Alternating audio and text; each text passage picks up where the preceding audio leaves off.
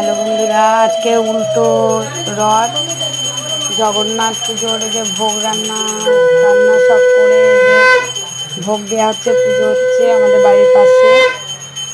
ওদের জগন্নাথ আছে, ওখানে ভোগ দেওয়া হচ্ছে আজকে উল্টো রথ, ওই কারণে। তো তোমরা সব ভোগ দর্শন করো। ভোগ দর্শন করলে সবার ভালো হয়, তোমরাও দর্শন করো, আমরাও দর্শন করেছি। তো তোমরা দেখো, সবার ভালো হোক, এটাই চাই ঠাকুরের কাছে। জয় জগন্নাথ।